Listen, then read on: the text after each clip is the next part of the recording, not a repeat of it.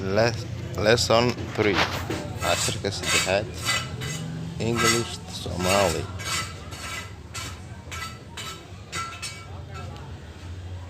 Good morning, subax wanaagsan.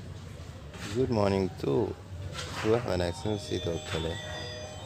Have you ma leedahay a father? Aabe ma leedahay?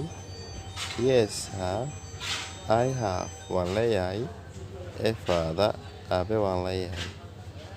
What is your father's name?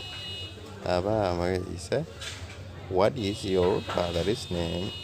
Aabaha magaciisa. My father's name is Muhammad. Aabahayga magaciisu waa Muhammad. Have you ma leedahay a mother? Hooyo ma leedahay? Yes, I have. Waan leeyahay a mother. Hooyo waan leeyahay. What is your mother's name? Hooyada magaceeda.